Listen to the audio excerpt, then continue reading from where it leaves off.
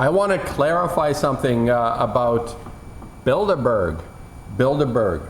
Okay, Bilderberg is conceived to be the hydra tentacles, the many heads of the beginning of debt slavery for our what we consider to be the modern capitalist system. Bilderberg is a disgusting organization that is undermining the sovereignty of individuals and states and all that. Anyway, we're just listening to a fellow, an author called William, what's his name? William Engdahl or something like that.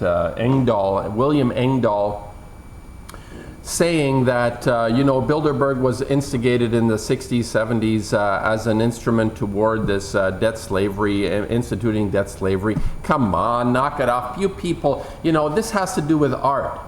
Bilderberg is actually grounded, believe it or not, in art. Now, the story about Bilderberg, it's a hotel in Amsterdam. Bilderberg is a hotel. It is situated somewhere in Amsterdam. I'd like to go there. You can go and rent a room at Bilderberg Hotel. Anyway, in the 1800s, early 1800s, a group of artists got together. Artists, we are an enthusiastic bunch. We make paintings, we make sculptures, we have ideas, we write things, we make, books, literature, all that stuff. Dance, opera, love opera.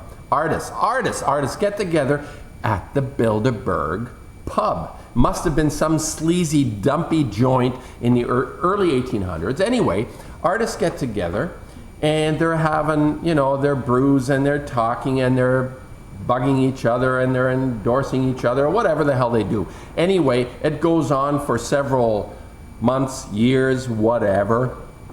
And over a period of time, the artists realize, you know what? We can't afford our beer anymore. So why don't we invite a few rich people, or what they would consider rich is anybody that has a buck.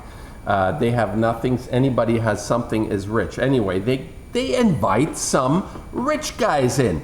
This is in the 1800s. So the Bilderberger group of artists invite rich guys in, and they come in and they start talking about stuff, and artists are excited. We are passionate about the future of art and what we can do to enlighten people to the extraordinary aspect of the universe.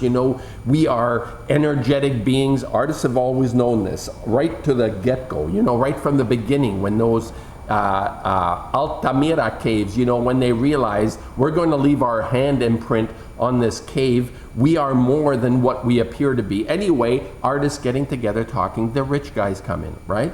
And buy their beer. Here's what happened. Within a very short period of time, maybe months, the rich guys started to, they're excited. We're like talking about stuff here. We're going to invite some of our other rich guys. By the time all this invitation stuff is finished, you've got all the artists gone and all the rich guys left. There you go. This is how it works. You got all the rich guys with the money basically deciding to take over whatever movement there might have been. It must have been pretty flaky, because most artists don't even like each other. They're competitive because they pit themselves against each other. What a bunch of retards. Come on, artists. If you're good, if you're actually good at what you're doing, you're going to embrace your brothers and sisters who are actually able to reveal. We take in and we reveal. So anyway, the rich guys took over. That's Bilderberg. It started with the artists. Don't kid yourself about, these guys, this Engdahl guy, talking about debt slavery and the economy and all this. Of course, yeah, but Bilderberg was way before, and it was started by the artists.